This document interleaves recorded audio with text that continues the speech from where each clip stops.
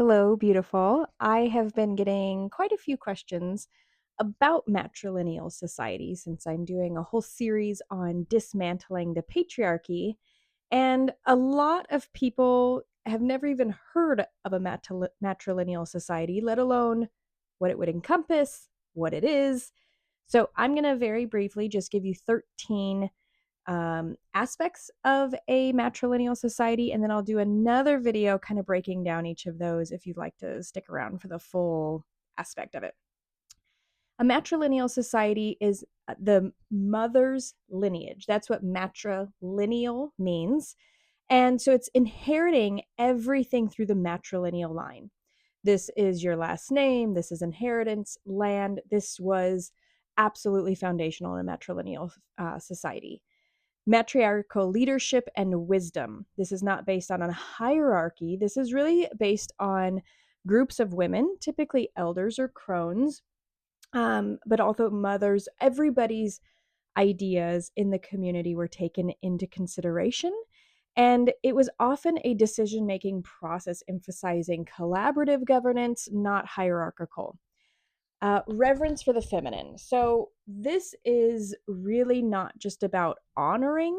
I've had a lot of men post on my stuff that, the patriarchy needs women and they honor women. I don't know what patriarchy they're living in, but this is really about celebrating women as the source of life, as creativity, as the aspect of renewal. This includes honoring various expressions of women in various roles, from mothers to leaders to healers. So think like the complete opposite from today. that's what it would be. Community centered living. This is huge. This emphasis is based on communal well being over individualistic pursuits.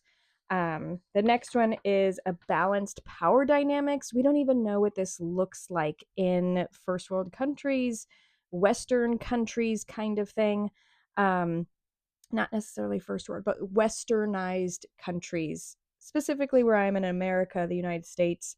Um, we wouldn't even know what community centered living looks like. The closest things we have to it are like community centers where they're thriving for maybe like people that are retired and there's tons of activities and things like that. But that is very much just a one age group, not actual communal living. Balanced power dynamics. This is really about power distributed equitably, not equally. So this is where colonialism really takes its firm grip, is in equality. And we don't want equality, we want equitableness. Neither gender dominating. The roles are varied equally, whether they pertain to nurturing, protecting, or decision making. The next one is earth centered spirituality. For me, the only way that I see a matrilineal society in actually thriving would be in a pre Christian era, going back to paganism. Um, in paganism, you can still find lots of pagan communities, Aboriginal and Indigenous communities, um, Inuit communities that are matrilineal based. So there are still quite a few matrilineal based societies and cultures thriving right now, but they are small. They don't necessarily shout it from the rooftops because they're not trying to convert anybody. They're not trying to gain followers. They're simply living their lives. Huge difference. So, paganism, I feel like, is kind of a must, really connecting, honoring the earth cycles, the earth rhythms, rituals, daily practices aligning with natural rhythms, reinforcing sustainable living, reverence for the planet. These are all very intrinsic, basic pagan qualities. The next one would be honoring cycles of life. This really is where menstruation, coming of age ceremonies, childbirth, menopause, any of these transitional periods are seen as sacred rites of passage. Women's cycles are celebrated. Every single month, you would be honored for the fact that your body is capable of bringing in life. It wouldn't be something like oh, you still go to work and you've got to just tough it out because you're equal. This again is a huge shift in perspective. No, you don't need to be equal. You need to be honored for your life-giving properties. Another aspect is egalitarian economic practices. So this really looks like the resources are shared to ensure that all members of the community are actually cared for. Economic systems prioritize generosity, reciprocity, and ecological harmony over greed, success, this hierarchical kind of like corporate ladder. That is the opposite of what a matrilineal society would really look like. We're going into the next one, inclusive and interconnected relationships. This is relationships that are built on mutual respect and interconnectedness, not codependency. Check out the last video in dismantling the patriarchy to kind of figure out what codependency is and if that's an issue in your relationships right now. The next one is education through storytelling and mentorship. Knowledge is based down orally, often through stories, songs, ceremonies, and this method really emphasizes wisdom, collective memory, and interconnectedness of all life.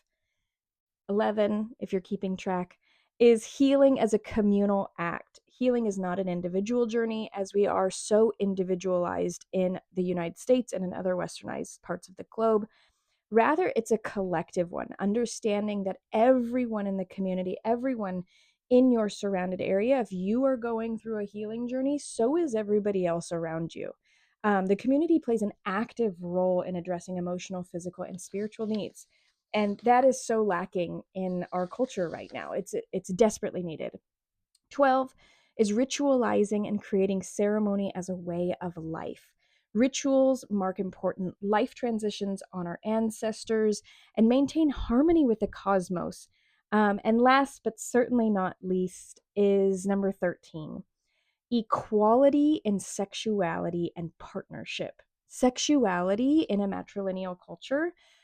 This was very much how when Europeans or even Spaniards came to indigenous cultures that were already here in the Americas found sexuality. It was seen as natural, sacred, and there was absolutely no shame involved.